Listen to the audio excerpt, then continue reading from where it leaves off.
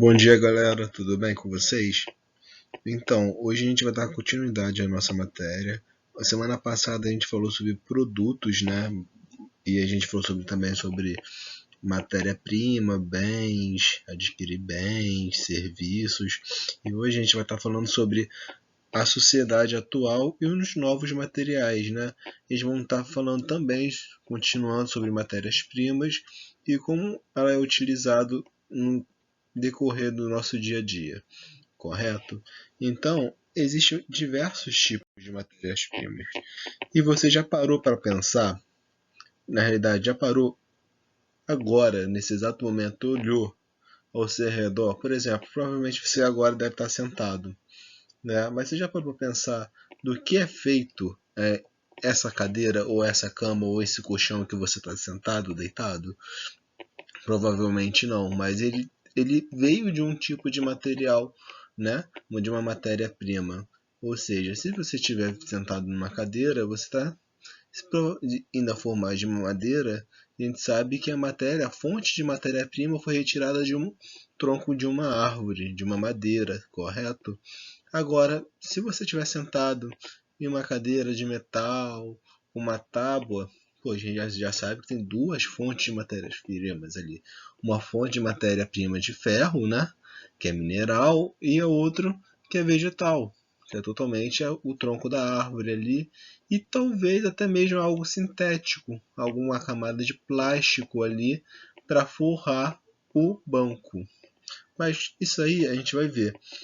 Porque existem diversos de tipos de matéria, como tinha dito antes, né, no início, pode ser mineral, vegetal ou animal. O mineral, a fonte de matéria-prima mineral, está aqui um exemplo, o ouro. Através do ouro eu consigo fazer várias coisas, né? Eu consigo estar fazendo uso gastronômico. Sim, existe docinhos da qual eu posso estar usando pó, né? Fazer com que esse pó de ouro se torne-se comestível, né? E uma dosagem que não faça mal à saúde humana. Eu posso estar pegando também cobre, eu posso estar pegando ferro, diamante.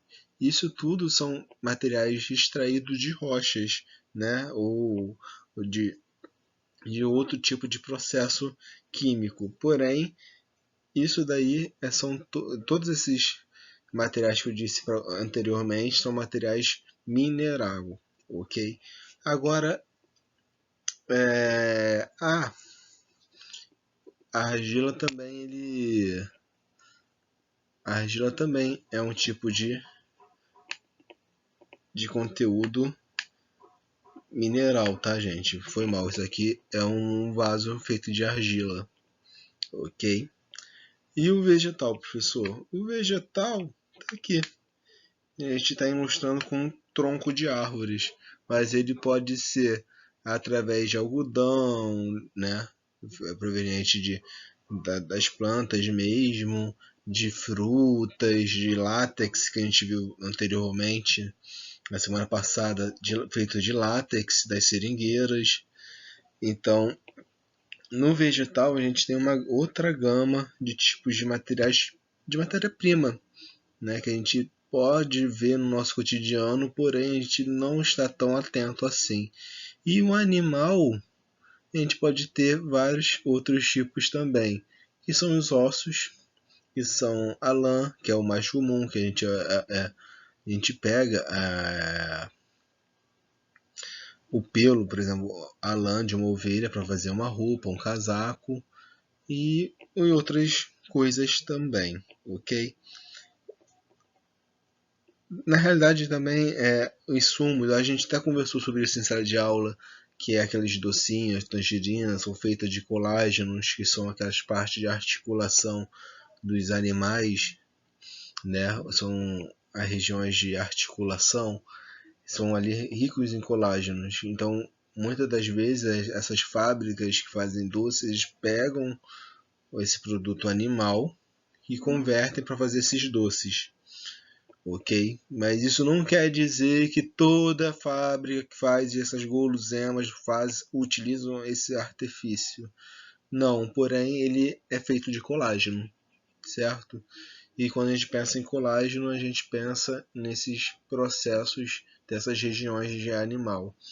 Ok, isso foi um assunto da qual já veio à tona uns anos atrás, do como era feito produzido isso, mas isso não é assunto no momento, ok? Então, essas matérias-primas podem ser de fonte tanto natural, né?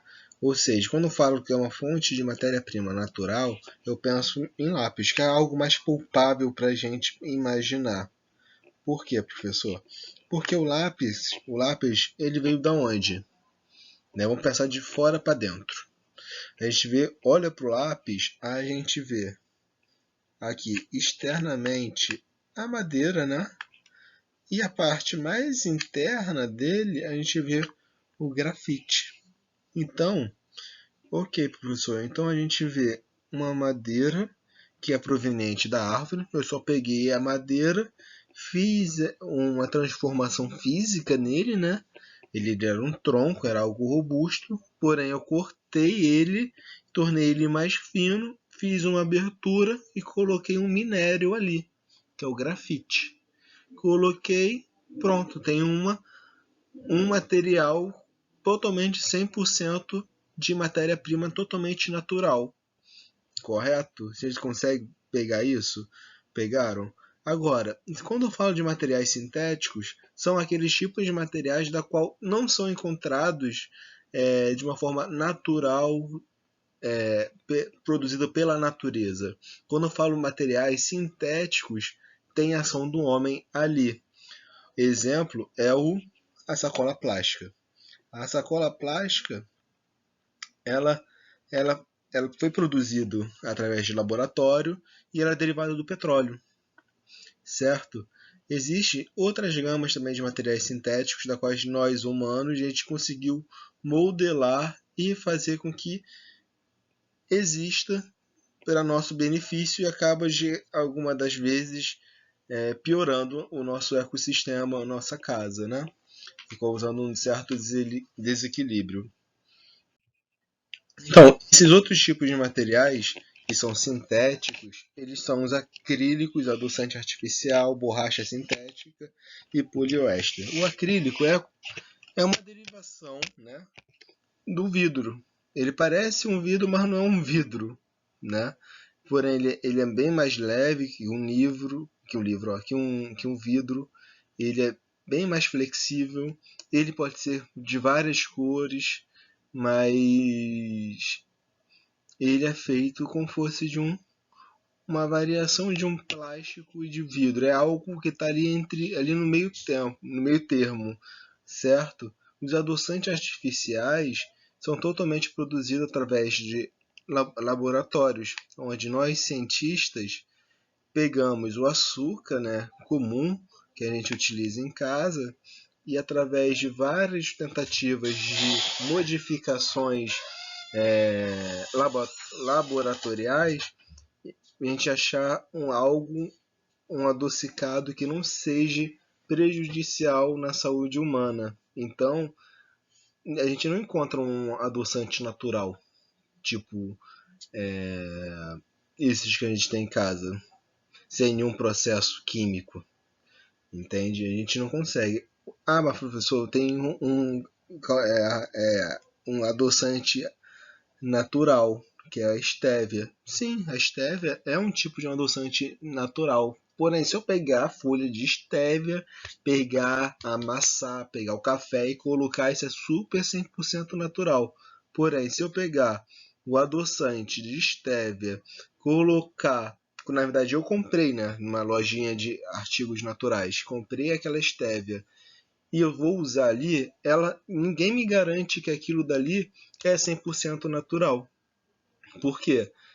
Aquela stevia ali pode estar tendo conservantes para manter aquele equilíbrio, né, aquela concentração de substância, que ele não perca a potencialidade, né?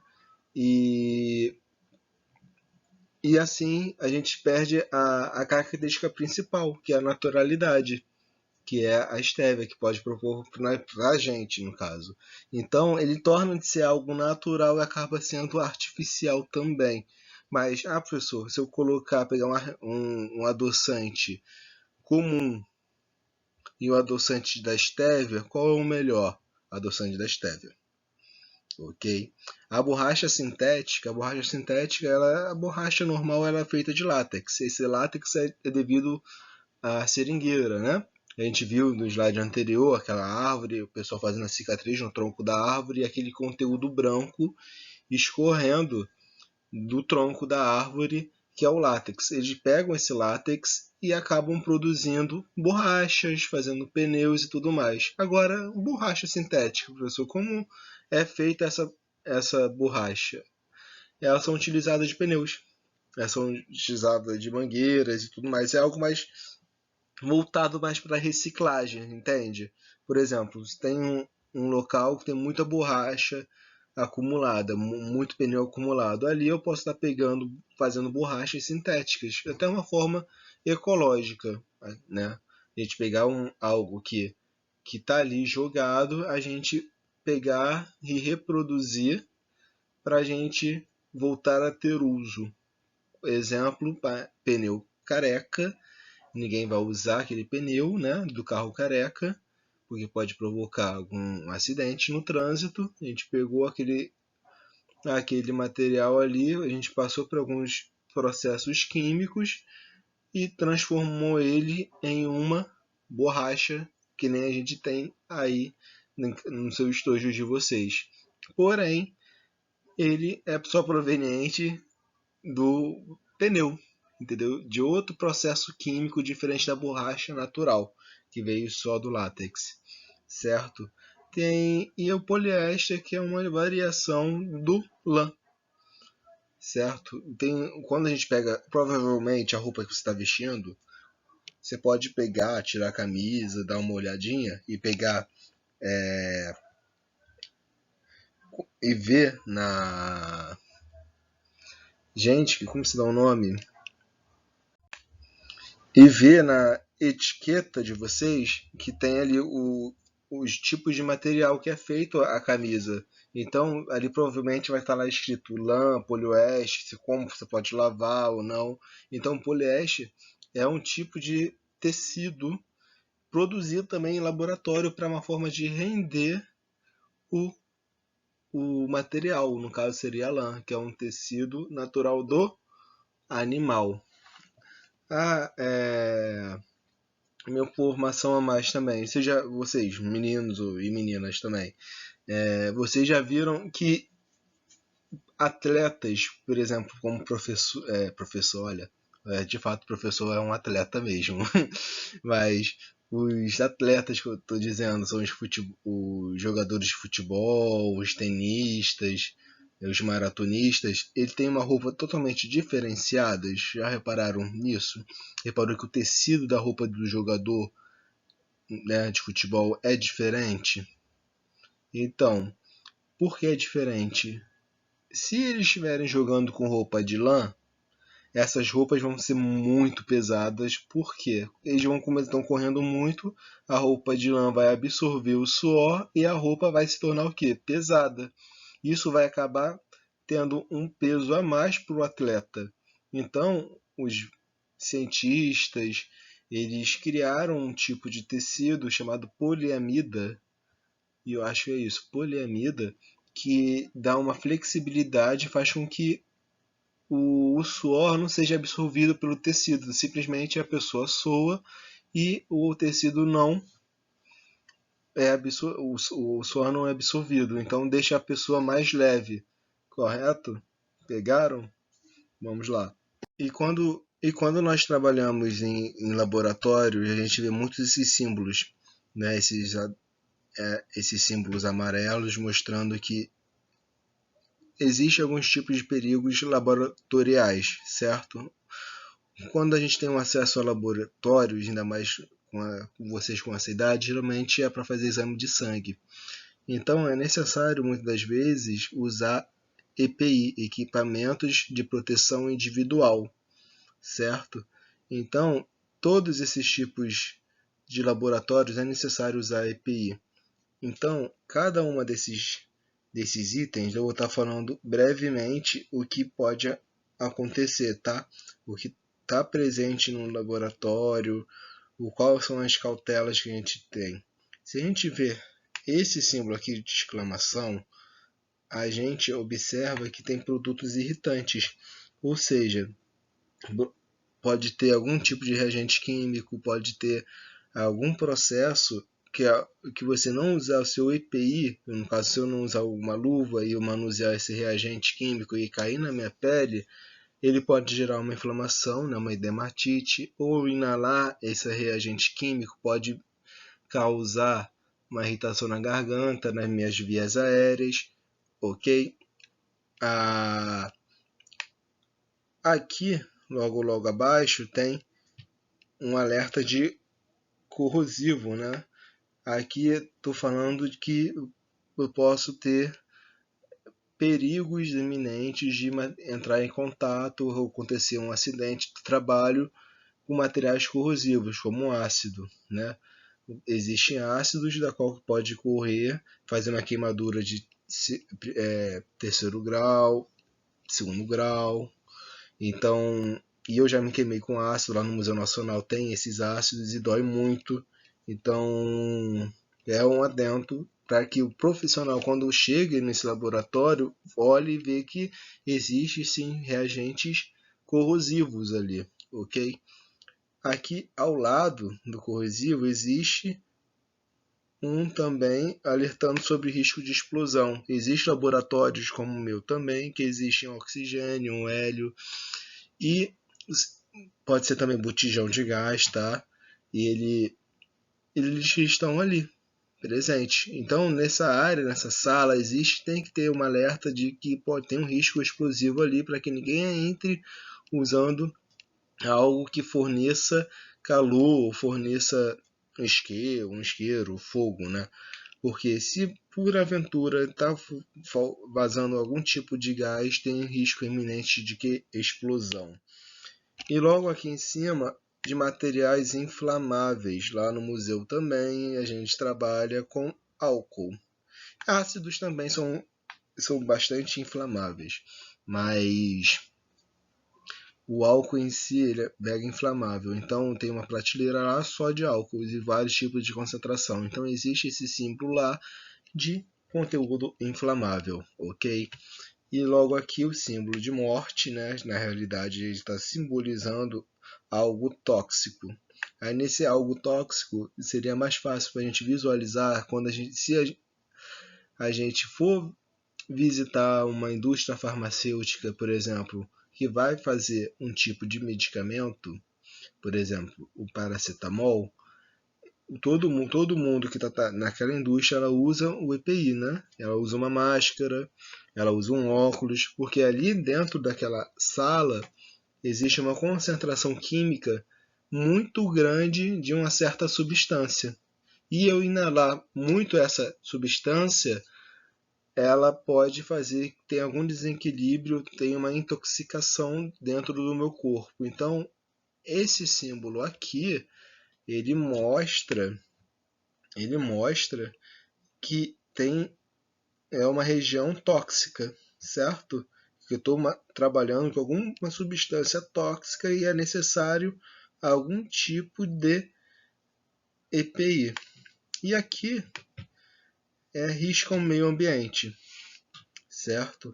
São tipos de substâncias também, que qual tem o gluta, que é um material, um tipo de reagente que a gente glutaldeído, que a gente usa no laboratório, a gente não pode descartar ele de qualquer forma, porque ele é altamente perigoso para o meio ambiente. Então, esse símbolo demonstra que é perigoso para o meio ambiente.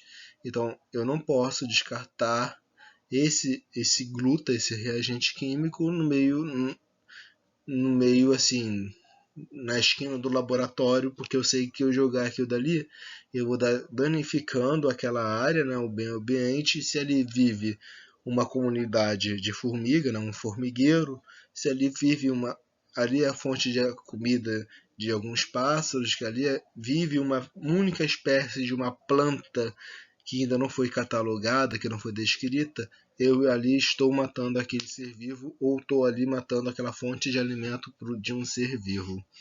Ok, pessoal? E uma informação a mais, quero que vocês saibam, é que todo medicamento que a gente usa, por exemplo, os remédios, são derivados de plantas, né? Eles são derivados de plantas e depois, posteriormente, eles são sintetizados em laboratórios.